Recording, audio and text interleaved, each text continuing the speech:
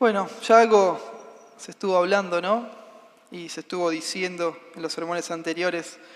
Y es más frecuente, tristemente, escuchar cada vez más declaraciones como la siguiente. Es contrario a la gracia decir o sostener que los cristianos tenemos la obligación moral de obedecer a Dios.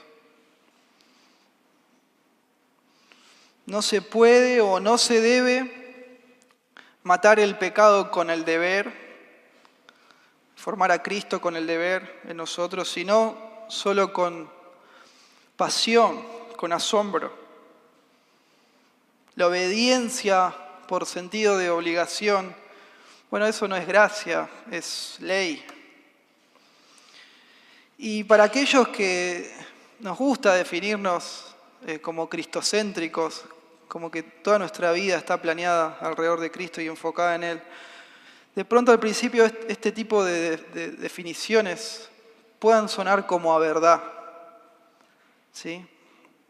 Pero no es así.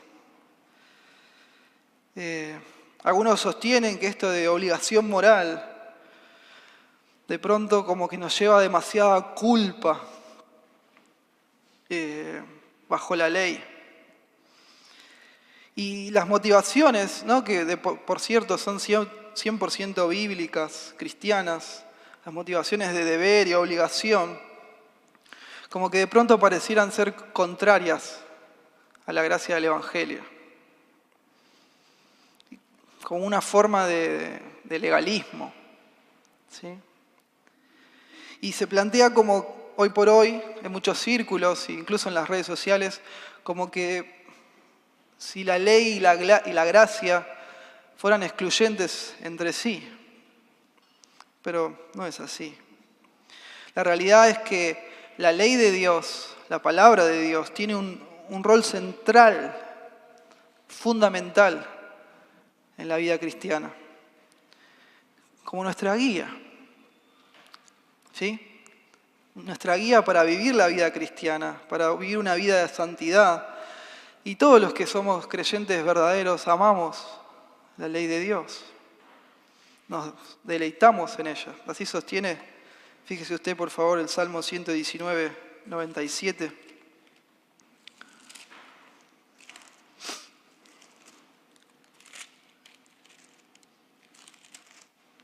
Me encanta este versículo.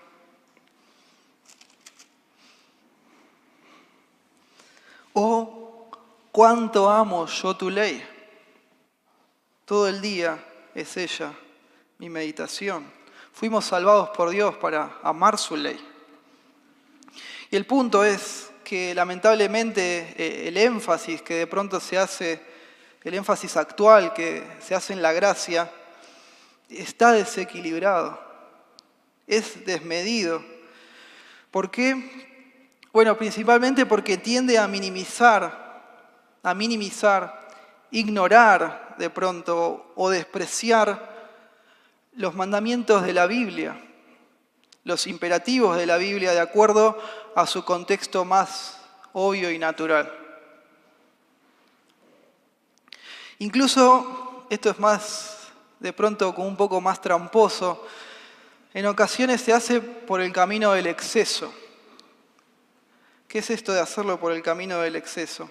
Bueno, se agarra un mandamiento en la palabra de Dios, en su contexto más obvio y natural, y lo sacan de ese contexto y lo extrapolan a distintos extremos, ¿sí? Y usan eso sacado de contexto, ¿no? Del contexto que Dios determinó en su palabra que tuviera, para así probar que los cristianos no obedecemos nunca a Dios, que es imposible obedecer a Dios. Y que por eso, ¿no? El camino del deber del cristiano, de la obligación del cristiano, ellos lo llaman el camino de la culpa o el legalismo, no sirve.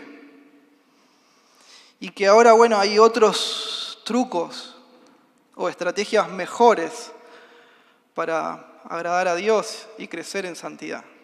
Y obviamente estos trucos o estrategias son lo que estas personas proponen, tristemente. Obviamente, hermanos, no olvidemos que hacer demasiado hincapié solo en nuestro deber de obedecer a Dios, sin depender de Él, desconectados de Él, obviamente va a hacer que uno pierda, ¿sí?, de vista el refugio eterno que tenemos en el Evangelio de Cristo. Es así. Esto es mucho más, obviamente, en contextos o en entornos donde se enseña que de pronto la salvación se puede perder. Que no es algo eterno y seguro, ¿sí? La vida eterna que se pierde, no era tan eterna de pronto, ¿sí?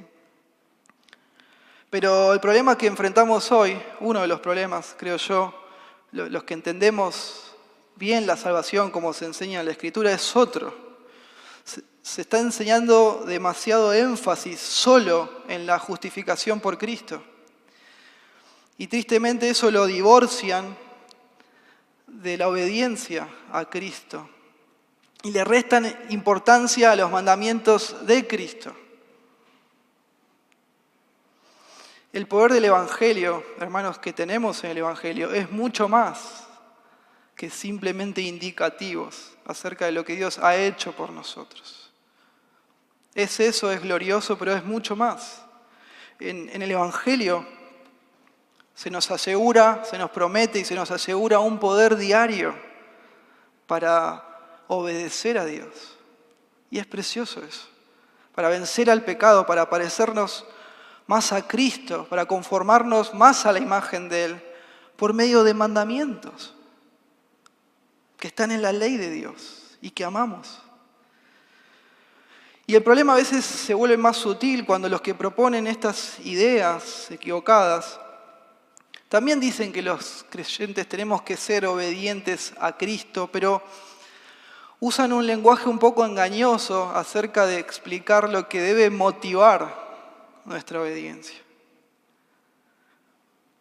Sí, se hace mucho énfasis actualmente en que nuestra obediencia solamente debe surgir, debe nacer espontáneamente solo de un asombro por Dios.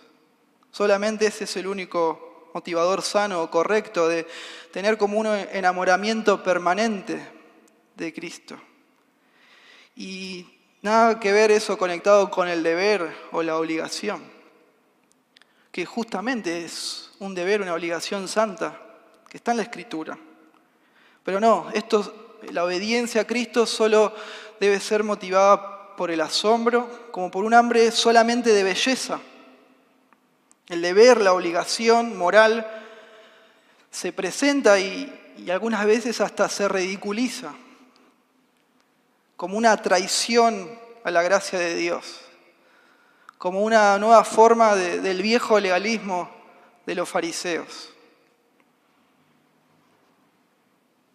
Se llega a decir que someternos a los simples imperativos de la Biblia en su contexto más obvio y natural, es cuidado porque es de pronto actuar como fariseos.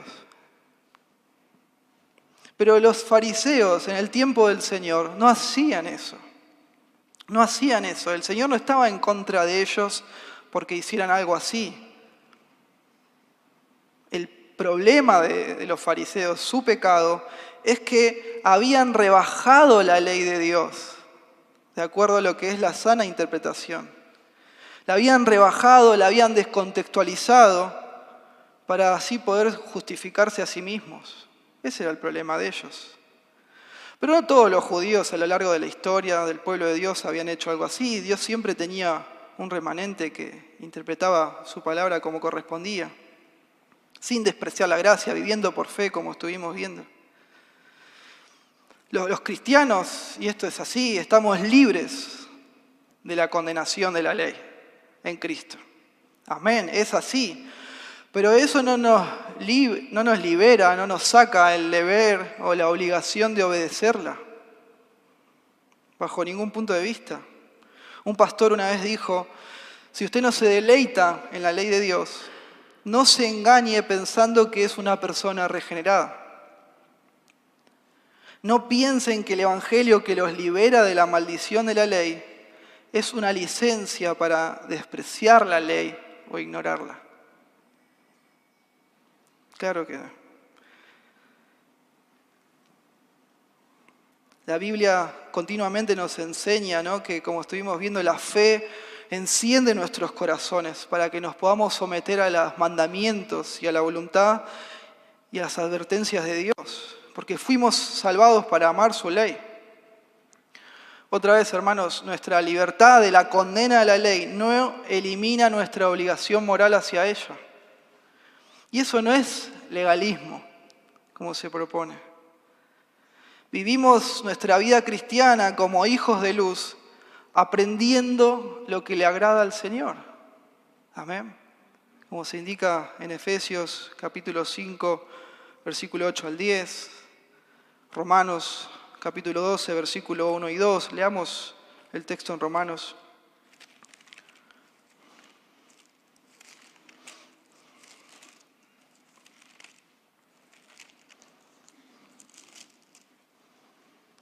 Así que, hermanos, como se decía antes, ¿no?, luego de explicar un montón de cosas gloriosas acerca de la salvación, el corazón de la carta a los romanos, el núcleo aquí está. Así que, hermanos, les ruego por las misericordias de Dios que presenten sus cuerpos en sacrificio vivo, santo, agradable a Dios, que es su culto racional.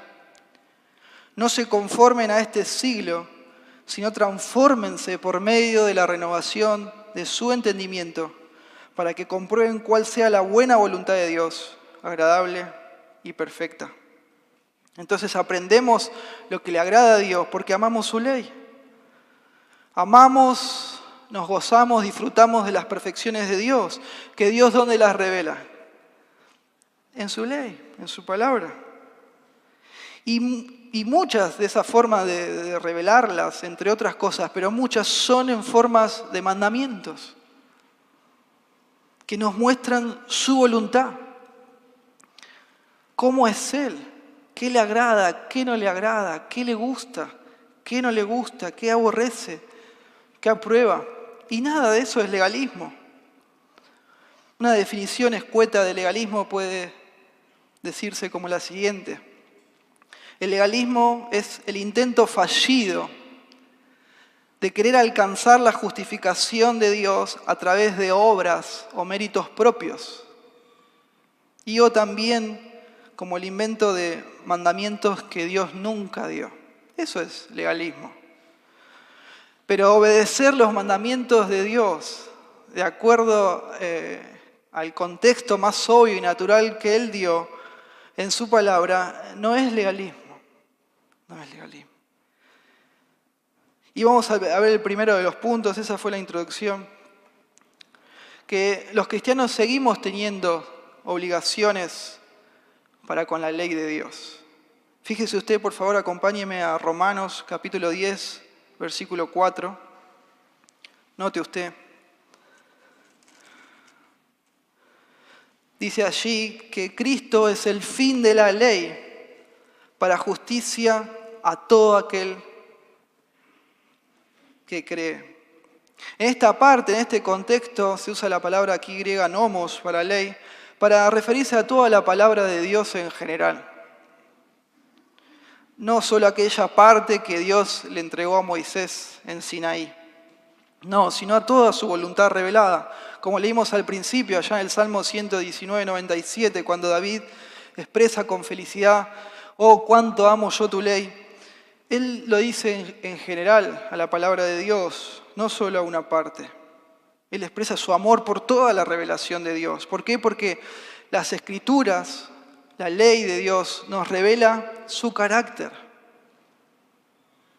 sus obras, su voluntad. Y amamos la ley porque amamos al dador de la ley. ¿No es así? Claro que sí. Dios. La ley es nuestro deleite porque ella nos vivifica. Como se indica en el Salmo 119, versículos 77 y 92. Nos da poder, nos da libertad, nos produce deleite. Salmo capítulo 1, versículo 2. Estar libres, hermanos, de la condenación de la ley no nos separa de ella, sino al contrario, nos hace amarla. Somos salvados por Dios para amar su palabra. Y tal como es. Sin trucos, sin estrategias, sin inventos, sin, hacer esto sí, esta parte sí me gusta, esta parte no. No, toda, completa, sin descontextualizarla, sin abusar de ella, sin despreciarla. Algunos de pronto interpretan esto de que Cristo es el fin de la ley, en Romanos 10:4, en el sentido de que, ya no tenemos ninguna obligación todavía de responder a la ley o mandamiento de la palabra de Dios, que la obediencia jamás debe ser una exigencia, sino una respuesta espontánea de un corazón asombrado. Pero justamente sacar de contexto el pasaje. El punto, hermanos, es que los fariseos intentaron usar la ley, bajarla, descontextualizarla, como un camino hacia su propia justicia, y por eso Dios los condenaba. Y justamente acá en Romanos 10:4 nos muestra que Cristo es nuestro único acceso a la justicia de Dios. El Señor Jesús es el cumplimiento de las exigencias justas de la ley. Él es el fin de la condenación de la ley para todos los que ponemos nuestra fe. Amén. Nuestra confianza en Él, porque Él cumplió toda justicia. Como dijo Mateo 3, capítulo 15. Pero esto no significa que como cristianos no tenemos obligaciones para con la ley de Dios. No, todo lo contrario. Hay obligaciones que seguimos teniendo. Y gracias a Dios por eso. Y vamos a empezar a ver cuáles son esas obligaciones. En primer lugar, tenemos una obligación natural. Una obligación natural. La ley de Dios es inseparable de la persona de Dios, porque, la palabra es inseparable de Él. Así sostiene el Salmo 138, versículo 2, ¿no? Que Él ha puesto su nombre y su palabra por sobre todas las cosas. Y en el Evangelio estamos libres por no haber cumplido perfectamente la ley de Dios, estamos libres de condenación, pero nunca estamos libres de nuestra obligación para con Dios. Y este es el punto. Ningún ser humano, y mucho menos un cristiano, nunca jamás dejamos de tener una obligación para con nuestro Creador, para con su carácter. El mundo entero, eso se sostiene en Romanos capítulo 1, está en un estado constante de responsabilidad ante Dios, ante su carácter, ante su voluntad. Note usted Romanos 3:19. Pero sabemos que todo lo que la ley dice, lo dice a los que están bajo la ley, para que toda boca se cierre y todo el mundo quede bajo el juicio de Dios. Incluso antes que Adán pecara, mientras él estaba en una relación perfecta con Dios sin pecado, ¿sí? El amor lo motivaba a obedecerle, se le dio una ley, ¿no? Un mandamiento al cual obedecer, y él tenía el deber de obedecerlo, la obligación de obedecerlo. El árbol del cual no se podía comer reflejaba, ¿sí?, el deber que el hombre tiene para con Dios, para con su Creador. Entonces es incorrecto decir que no estamos obligados a cumplir la ley de Dios, porque sería lo mismo decir que no tenemos ninguna obligación para con nuestro Creador, el dador de la ley.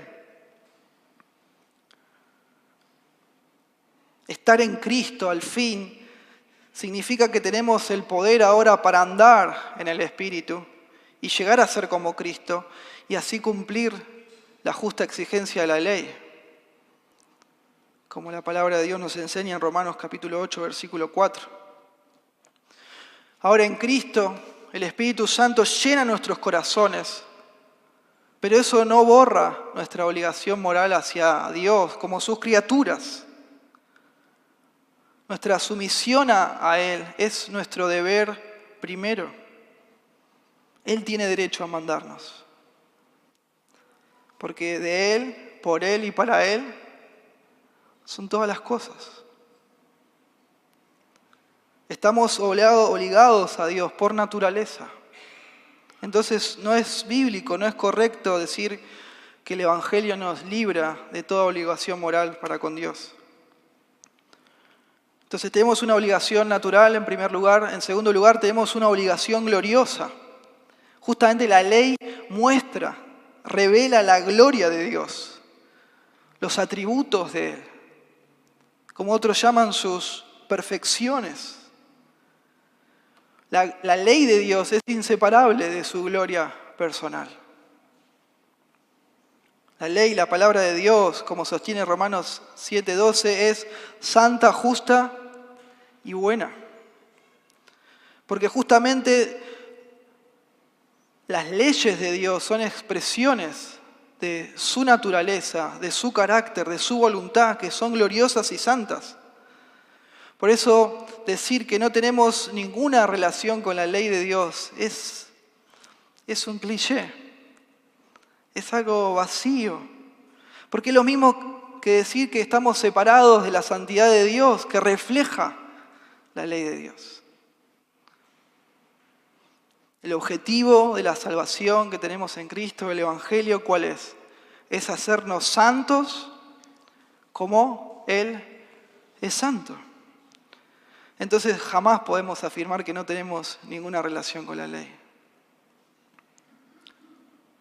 Cuando hablamos de estar bajo la ley y ya no bajo la gracia, como se indica en Romanos 6:14, queremos decir que ya no estamos bajo su condenación, no otra cosa. La ley de Dios es todo para los creyentes y la amamos. Es una fuente que no se acaba de maravillas. Fíjese usted, Salmo 119, versículo 18.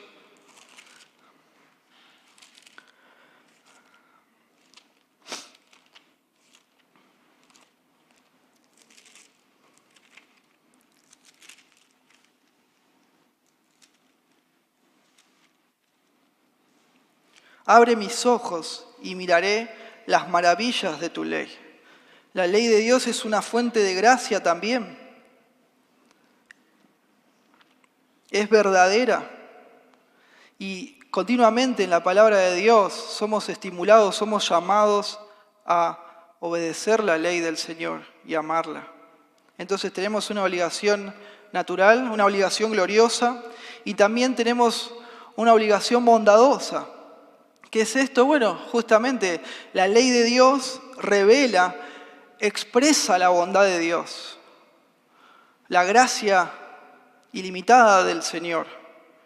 Y justamente lo que hablábamos al comienzo, la gracia no es opuesta a la ley, de ninguna manera. Y es gracioso, ¿no? Porque a veces ya tenemos como esa impresión. De pronto estamos reunidos y llega alguien que es medio así bravo, ¿no? ¿Y qué se suele decir? Uy, ¿quién llegó? Llegó la ley. Como algo opuesto a la gracia, pero no es así. No es así, nada que ver. La salvación es por gracia, por medio de la fe, y no a través de las obras de la ley. Amén, es así. Pero la ley también es una expresión necesaria y hermosa de la gracia de Dios. Porque, hermanos, sin la ley un pecador no puede ver su condición, su bancarrota espiritual. No puede ver que tiene esa necesidad propia de un Salvador. Entonces la ley es una expresión de la gracia de Dios, de su bondad. Y no solo eso la primera vez que venimos a Cristo para salvación, sino continuamente en la vida cristiana. Para eso Dios usa su palabra y su ley. Para que continuamente recurramos a la gracia de Dios por medio de la fe. Cuando evangelizamos hacemos eso, ¿o no? En alguna parte, cuando compartimos el Evangelio, las buenas nuevas, usamos los mandamientos de Dios con las personas, para que Dios use eso y les convenza de pecado, que nos quedamos cortos, como indica Romanos 3:23, que las personas no alcanzamos la gloria de Dios. Y ahí la ley nos convence de pecado y en humildad venimos a Cristo. Es la ley la que hace eso. Por eso la ley es una manifestación de la gracia de Dios. No está separada, no la excluye. Y como decía, no solo cuando evangelizamos, sino también cuando nos discipulamos entre cristianos, nos hablamos la palabra de Dios, los mandamientos, de la Escritura en su contexto más natural y obvio, cuando discipulamos, cuando predicamos, en nuestro tiempo devocional, etc. Entonces los cristianos seguimos teniendo obligaciones para con la ley de Dios, una básica y natural, porque somos criaturas, una obligación gloriosa y una obligación de gracia, de bondad. En segundo lugar, hermanos, hay una relación aún hoy vigente, permanente, entre la ley y el Evangelio. Tristemente también algunos hacen como una diferencia entre la ley y el Evangelio y lo plantean como cosas excluyentes entre sí. Aquellos que dicen, bueno, yo solo predico la gracia. Y si escuchan, ¿no?, predicar los imperativos, los mandamientos bíblicos en sus contextos más naturales y obvios, consideran que, bueno, de pronto se está predicando la ley y por eso solo se predica una salvación por obras. O algo que, bueno, que se queda corto, o que es algo inferior, o más básico, más primitivo, tristemente. Sostienen que de pronto, bueno, como la ley no tiene el poder último, ¿no?, para salvar y solo puede condenar, eso va a hacer que las personas sean fariseas. Porque, bueno, de pronto van a pensar que obedeciendo las exigencias de la ley se van a poder justificar delante de Dios. Pero no es así, eso es una simplificación excesiva de lo que hace la ley de Dios, la palabra de Dios. Y es subestimar a las personas, es subestimar el poder de la ley, el poder de la palabra de Dios. Es subestimar el poder y la obra del Espíritu Santo que justamente usa la ley, que Él inspiró a que se escriba como está. En su contexto, Él inspiró que sea así. En el Nuevo Testamento, hermanos, vemos a los apóstoles predicando mucho más que simplemente la gracia de Dios.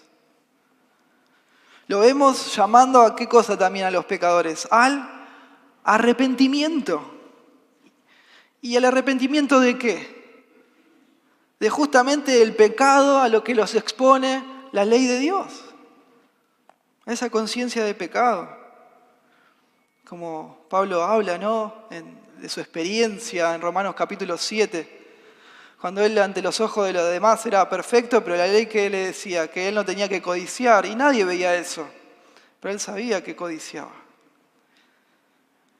Ahí, ¿no?, la ley obra trayendo esa convicción de pecado por medio del Espíritu Santo de Dios, tal cual como el Señor dijo que iba a ocurrir allá en Juan 16, capítulo 8, versículo 8 al 11, de la obra del Espíritu Santo usando la palabra. Entonces Dios, como gracia, nos da la ley para que podamos ver por fin los que nuestras mentes y nuestros corazones engañosos tratan de silenciar y ocultar todo el tiempo. Nuestra carne, hermanos, no quiere un Dios tan santo como Él es. Nuestra carne quiere un cielo al que podamos acceder bajo nuestra propia justicia.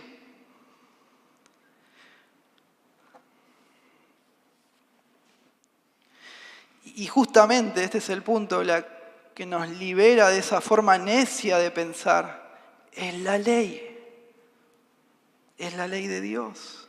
Y no solo en el momento de la justificación, sino también a lo largo de nuestra vida cristiana después de nuestra justificación. Hay una relación permanente entonces entre la ley y el Evangelio. Porque, bueno, en primer lugar, como sostiene el apóstol Pablo en muchas cartas, la ley funciona como tutora, porque nos lleva a Cristo. Algunos padres a veces se niegan a que sus hijos conozcan la ley de Dios, tristemente. No quieren que sepan las exigencias morales de la ley de Dios. Porque, bueno, dicen que de pronto no quieren que se vuelvan como fariseitos, pequeños fariseitos. Y ¿cómo van a ver su necesidad de Cristo? Esos chicos o esas personas. Imposible, no se puede.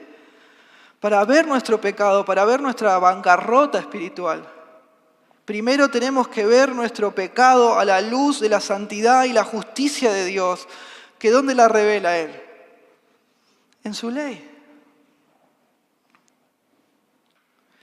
Y es contradictorio porque supuestamente el miedo, ¿cuál es? No ser fariseos, ¿no? Pero ya nacemos fariseos. Porque naturalmente queremos bajar la santidad y la justicia de Dios para justificarnos a nosotros mismos. La ley de Dios, hermanos, es hermosa porque pone la vara tan alta, pero tan alta, tan inalcanzable, que nos fuerza a abrir los ojos y a despertarnos y a ver nuestra condición y la necesidad que tenemos de un Salvador. Así es como funciona. Ahí vemos nuestra bancarrota espiritual. Por eso la ley, como sostiene Gálatas 3:24, es nuestro ayo, nuestro tutor para llevarnos a Cristo. Ahí cuando vemos nuestra maldad, nuestra corrupción, nuestra incapacidad, ahí vamos a Cristo con arrepentimiento y fe. Pero la ley es la que nos lleva a eso. Entonces no hay una separación entre la ley y el Evangelio. Y algunos así todavía sostienen, ¿no?, que hay un plan mejor de pronto, una estrategia mejor, y muchas veces consiste en mimar, por así decir, a las personas, a los pecadores, con autocompasión. Bueno, con esta idea de que no somos lo suficientemente dignos de Cristo, pero se tuerce eso y se busca como tranquilizar, como suavizar la conciencia. A veces, por ahí no tanto en nuestros entornos, ¿no?, pero de que como que el pecador naturalmente tiene que es valioso, que es tan valioso que Cristo estuvo dispuesto a morir por él para salvarlo. Y ese es el peor mensaje que se puede dar, lo sabemos. Amén. El desánimo, la frustración por no cumplir las demandas de la ley, es exactamente lo que Dios quiere que nos pase, que nos ocurra. Ese es el gran punto. Ahí es donde el Evangelio actúa. En esa frustración, en esa desesperanza, es donde venimos a Cristo con las manos vacías de la fe. Y ahí está la gracia de Dios. También de pronto estas ideas hallan lugar por nuestra cultura que está tan cargada, ¿no?, tan saturada de autoestima, de estas ideas de victimizarse. Y a veces tenemos la mala costumbre de corregir el desánimo, la frustración de las personas con mucho sentimentalismo. Y eso está mal, Dios tuvo un gran amor por nosotros, no por nuestro valor inherente, sino por su amor, por su gracia, por su misericordia. Él dio a su Hijo por nosotros, no porque fuéramos dignos de ese precio, sino todo lo contrario, justamente porque éramos indignos. Amén. Eso nos muestra Juan 3:16. Porque éramos indignos, Dios nos tuvo que amar con esa clase de amor. Un teólogo una vez dijo que Dios ame al mundo quiere decir que se necesita una gran clase de amor para que pueda ser amado. Y eso tampoco cambia nuestra vida cristiana. Porque algunos de pronto aplican las ideas correctas a la hora de evangelizar, pero cuando ocurre entre el trato entre cristianos y entre hermanos, parece que esa teología dejara de tener sentido. Cuidado con eso. En segundo lugar, la ley funciona como un pacto. Dios muestra su gracia y su misericordia a través de la ley. Ya algo estuvimos viendo, pero vamos a profundizar un poco más ahora. Cuando Dios le dio la ley a Israel, fue una bendición en muchas maneras. Y así lo es hoy también. Como ya dijimos, ¿no?, la ley expone, revela la pecaminosidad de nuestro corazón, cuán corrupto, cuán malvado es, lo oscuro que es nuestro corazón, como se indica en Romanos 7:13.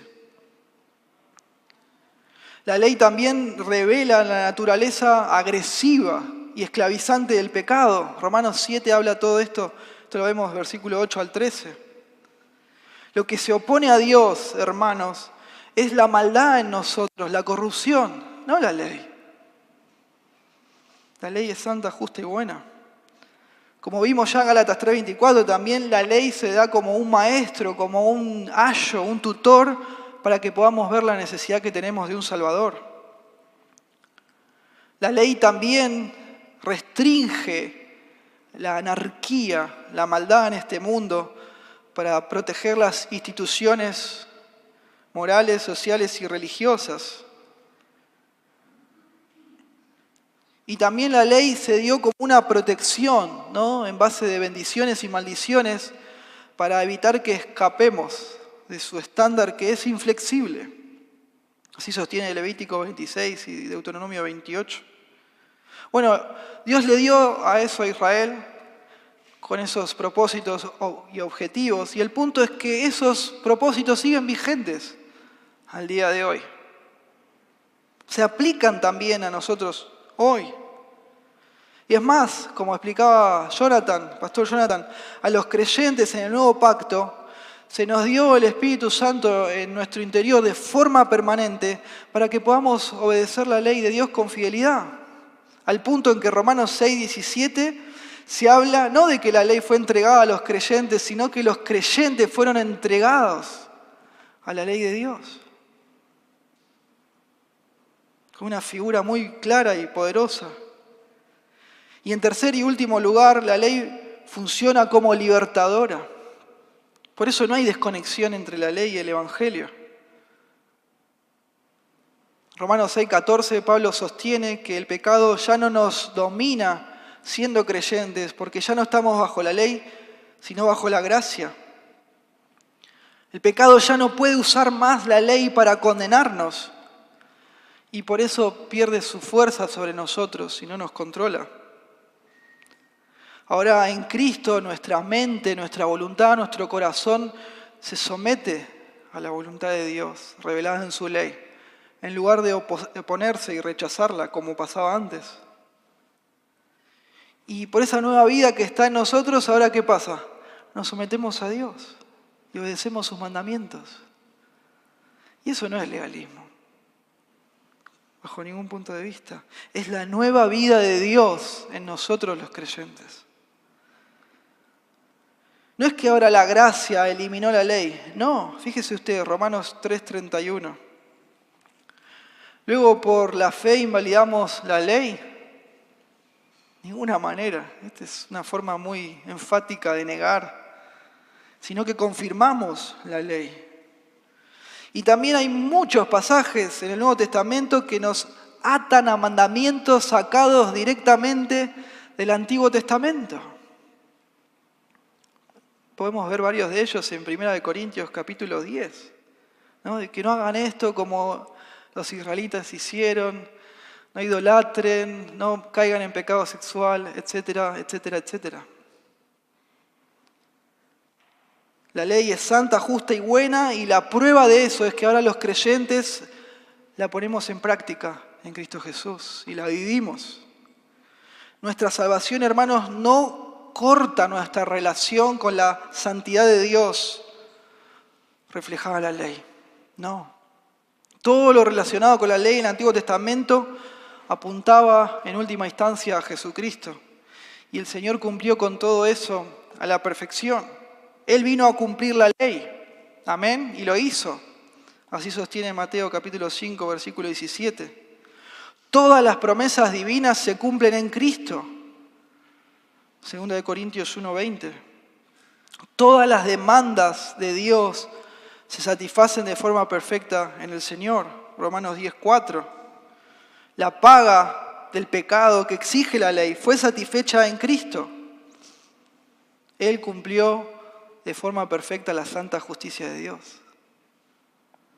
Isaías capítulo 53, versículo 4 al 10.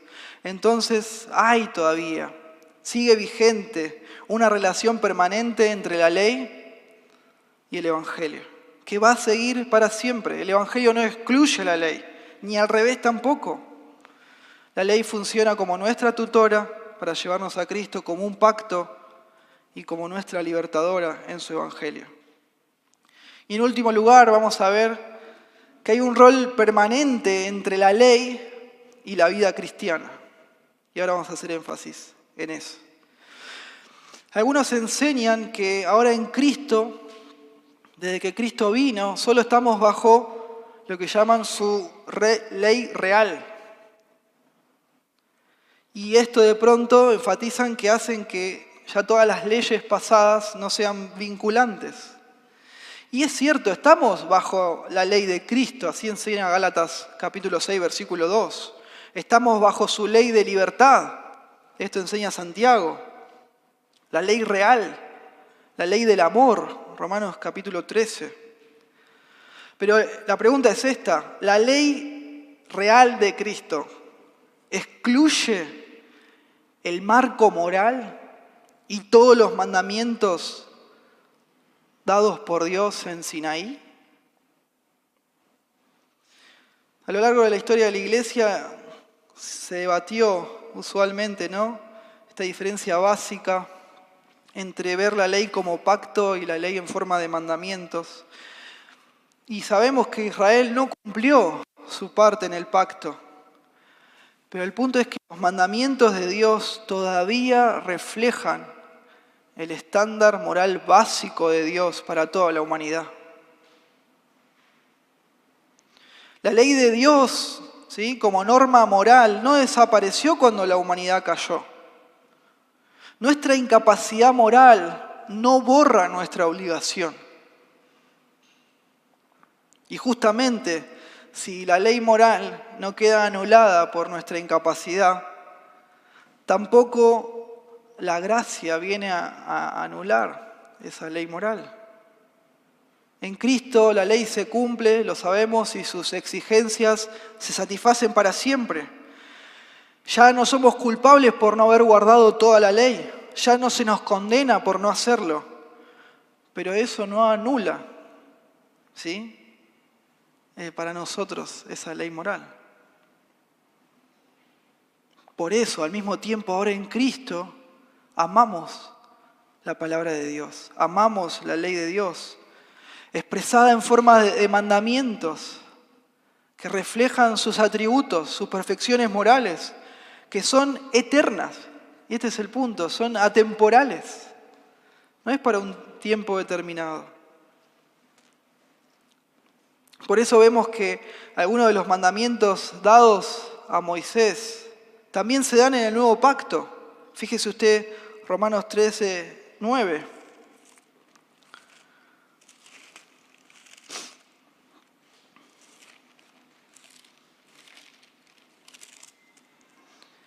Porque no adulterarás, no matarás, no hurtarás, no dirás falso testimonio, no codiciarás, y cualquier otro mandamiento en esta sentencia se resume: amarás a tu prójimo como a ti mismo. Esto es lo que se suele conocer como el tercer uso de la ley. Entonces, la ley tiene un rol permanente que sigue vigente durante toda nuestra vida cristiana. Y vamos a ver 3 puntos y con esto concluimos. En primer lugar, la ley para los cristianos permanece como nuestro estándar. Como ya vimos, la ley tenía y tiene el objetivo de exponer el pecado, de llenar la conciencia nuestra de una culpa tan insoportable para que nos demos cuenta que tenemos la necesidad de un Salvador. Eso es lo que hace la ley. Eso es el primer uso de la ley. San Agustín una vez dijo: la ley ordena para que nosotros, después de intentar hacer lo que se ordena y sentir así nuestra debilidad ante la ley, aprendamos a implorar la ayuda de la gracia. Y eso no es solo en el momento de la salvación, sino también a lo largo de nuestra vida cristiana. El segundo uso de la ley era para el gobierno de la vida civil. Y en ese sentido también continúa hoy en día, dado que usted puede ver que la estructura en la que se fundamenta las sociedades y arman sus leyes, toman como marco o referencia básica los 10 mandamientos. ¿Sí? Por lo general uno ve que, o debería ser así, ¿no? Por lo menos está expresado en las leyes, que se castiga el mal y se recompensa el bien. Y el tercer uso de la ley implica que la ley todavía sirve como norma moral y guía para los creyentes en el nuevo pacto. Ya esa ley no nos condena, no, sino que vive, mora en nosotros, habita en nuestros corazones para el bien. Por eso confiamos en ella, creemos en ella, la amamos y nos sometemos a ella con toda plenitud, nos encomendamos porque sabemos que es para nuestro bien. Incluso en esos momentos que tenemos que aún con dolor mortificar nuestra carne para que se someta a ella y crea en sus promesas y sus advertencias, porque confiamos que siempre va a ser para bien, que siempre va a ser lo mejor, aun cuando en ese momento de pronto no lo podamos ver o sentir. En segundo lugar, la ley permanece en la vida cristiana como ética. Justamente Romanos capítulo 13, versículo 8 al 10, como leímos recién, fundamenta la ética cristiana en los 10 mandamientos. Usted y yo, hermanos, como cristianos, cumplimos la ley cuando amamos a los demás. Fíjese Romanos 13, 8. No deban a nadie nada, sino el amarse unos a otros. Porque el que ama al prójimo ha cumplido la ley. Porque, otra vez, no adulterarás, no matarás, no hurtarás, no dirás falso testimonio, no codiciarás, y cualquier otro mandamiento en esta sentencia se resume. Amarás a tu prójimo como a ti mismo. El amor no hace mal al prójimo, así que el cumplimiento de la ley es el amor. Es muy interesante, es muy notable de ver cómo los requisitos morales dados en la ley, en el monte Sinaí, hablan justamente de cómo nos tenemos que tratar entre nosotros.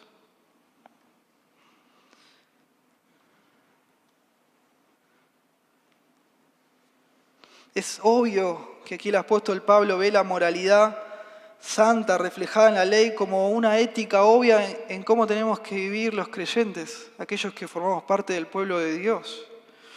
No cometerás adulterio. ¿Por qué? Porque no es amoroso ni para tu esposo o esposa, tus hijos, terceros involucrados, traicionar tus votos en lugar de generar confianza y honor en las relaciones. No asesinarás. ¿Por qué? Porque no es amor acabar ilegalmente con la vida de alguien en lugar de preservar y proteger la vida que Dios le dio. No robarás. ¿Por qué? Porque no es amor tomar para sí lo que es de los demás en lugar de estar contentos, de contentarse. No codiciarás. ¿Por qué? Porque no es amor codiciar lo que otros poseen en lugar de tener contentamiento en la prosperidad de los que me rodean, etc. Pablo ve el amor en la vida cristiana y la ley como compañeros. No se excluyen entre sí. En cualquier oportunidad o área en la que podamos hacer el bien. Cuando obedecemos los mandamientos de Dios, estamos cumpliendo la ley de Dios.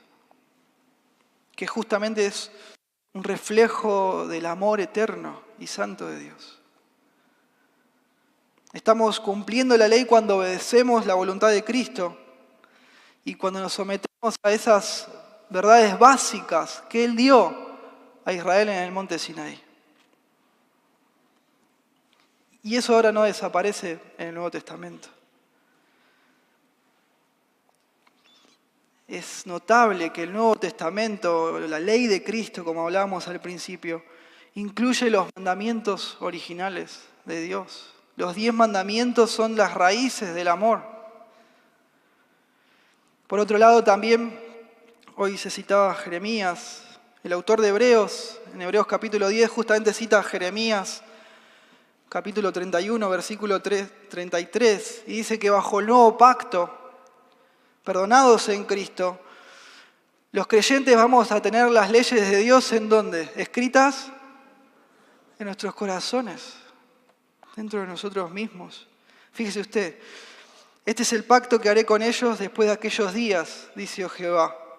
Pondré mis leyes en sus corazones y en sus mentes las escribiré. Tan dulce, tan cierto.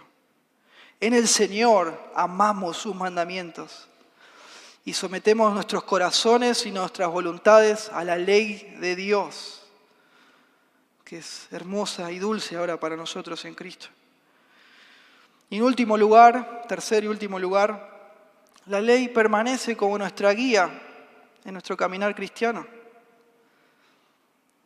Cristo vino y completó el sacrificio por el pecado. Él da perdón de pecados ¿a quiénes? A todos los que confían en Él. Y ahora nuestra obediencia refleja el mandamiento más importante, ¿que cuál es? Amar a Dios con toda la mente, el corazón, las fuerzas y el alma, y a nuestro prójimo como nosotros mismos. Se resume ahí toda la expresión de la ley en toda su intención ética y moral. Las leyes que reflejan devoción exclusiva a Dios y amor hacia los demás, un amor sacrificial, no cambian. Se reflejan en el nuevo pacto. Todas esas cosas que vemos en el antiguo pacto que anunciaban realidades redentoras, ahora se cumplen en Cristo y, bueno, ya sabemos, ¿no?, que no son éticamente vinculantes, porque ahora Cristo es la expresión más plena de esas verdades. No hay más separación civil y nacional de otras naciones, porque ahora somos apartados en Cristo y enviados al mundo con el Evangelio. Amén. Así es. No hay más circuncisión, porque ahora la circuncisión que vale, ¿cuál es? La del corazón. Así indica Romanos 2:29. No más cosas limpias o inmundas, porque Dios ya limpió todas. Hechos 10:15. Como enseñaba más temprano, no hay más días santos, porque la redención y el descanso lo tenemos en Cristo. Así es, así enseña Romanos 4:11. No más sacrificios, ¿sí?, de animales, porque Cristo fue sacrificado una vez y para siempre.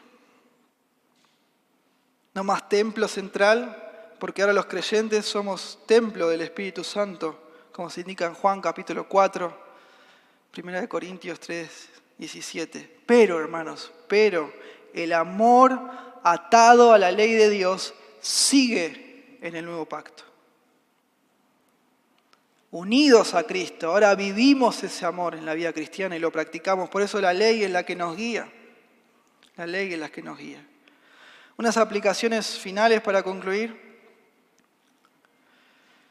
Lamentablemente todas las voces que escuchamos en el día de hoy, en redes sociales, en libros, acerca de la santificación, también genera mucha confusión acerca de cuál es el rol de la ley de Dios en nuestra vida cristiana.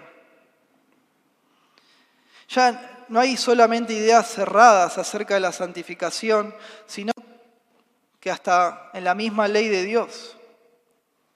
Al punto, como decíamos al principio, como de un desprecio temerario por los mandamientos, por los 10 mandamientos y por todos los mandamientos de la Biblia en general, ¿no?, en sus contextos más obvios y naturales. Tengamos cuidado, hermanos, porque como ya se ha dicho muchas veces y hemos escuchado, darle la espalda a la palabra de Dios es darle la espalda ¿a quién en definitiva? A Dios mismo. A Dios mismo. Él puso su nombre y su palabra por sobre todas las cosas. Descontextualizar la palabra de Dios es algo innecesario. Es inútil y es un mal terrible. Es un gran pecado ante los ojos de Dios. Y Dios preparó y armó, diseñó todas las cosas para que no encontremos una dicotomía, ¿no? Una cosa sí y la otra no. Entre su ley y su gracia, entre su amor y su evangelio. No nos dejemos engañar, por más novedoso que parezca. La ley de Dios refleja quién es Dios. Amén. Y amamos a Dios y amamos su ley. Y esa ley define nuestra obligación, nuestro deber hacia Él. Esa ley también guía nuestras vidas. Y ahí la ley vemos que no es una carga, es gracia de Dios. Es gracia de Dios. Si decimos que amamos a Dios, debemos amar también su ley, su palabra. También reflexionemos y pensemos de pronto en aquellos momentos en nuestras vidas cristianas que quisiéramos, en nuestra incredulidad, como escuchamos anteriormente, en nuestro pecado, que algún mandamiento no estuviera ahí. Tenemos que arrepentirnos de eso y confesar a Dios. Porque en el fondo es incredulidad, no estamos amando su ley, no estamos confiando en ella. Porque la palabra de Dios siempre tiene razón. Y es lo mejor para la gloria de Dios, para nuestro bien y el bien de aquellos que nos rodean. También, hermanos, si la ley de pronto está llenando de culpa su conciencia por algo que usted está haciendo y no quiere soltar, la solución no es que busque tranquilizar su conciencia abusando del Evangelio o de la gracia. No, la solución es que usted suelte eso. Amén. Que suelte eso. Por medio de la fe en el Evangelio, confiando en la gracia del Evangelio y confiando en la ley, que es gracia de Dios también. Ella le está guiando a someterse bajo la voluntad de Dios. También, hermanos, aquellos que enseñamos la palabra, ya sea predicando o en contexto de discipulado, porque todos tenemos influencia unos con otros, o al menos eso nos llama la palabra de Dios, ¿no? Que las coyunturas, que se ayudan mutuamente, en verdad y en amor, cada uno contribuyamos al crecimiento de los demás. No separemos a los hermanos, a las hermanas del poder real, de todo el esplendor de la palabra de Dios. Amemos la ley, amemos la palabra de Dios. Esforcémonos en estudiar y aprender la palabra de Dios en su contexto más obvio y natural, ¿sí? Para enseñarla y transmitirla de la misma manera. Otra vez, en su contexto más obvio y natural. Sin trucos, sin atajos, sin estrategias humanas, por más novedosas y atractivas que parezcan. Si sacamos la ley de Dios de su contexto, solo es para pretexto, ¿sí? Por más color o sabor a gracia que se pretenda tener, es pretexto al fin. Es pretexto al fin. Dios no necesita nuestras ayudas, nuestras ideas. Él ya habló en su libro, una vez y para siempre. Y debemos amar eso así como está, en su contexto más hoy natural. Alguno podrá pensar, bueno, yo esto que escuché, que vi, que leí, me bendijo, me hizo sentir bien. Y el punto es, tenemos que discernir mejor, ¿no? Porque a veces nuestras emociones, nuestros sentimientos nos hacen pensar y creer en cosas que no son así. Que no son así, porque no son la voluntad de Dios. Y a veces Dios nos tiene paciencia y nos bendice, ¿no? Pero es a pesar de esas cosas. A pesar, no gracias, a pesar. Vamos a ser juzgados por Dios, por cómo usamos o abusamos de su palabra. No estamos llamados a cambiarla, a adaptarla, sino a amarla. Fuimos salvados por Dios para amar su ley, para amar su palabra. Amén.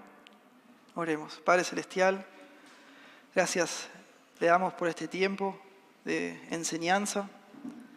Ruego que su Espíritu use su palabra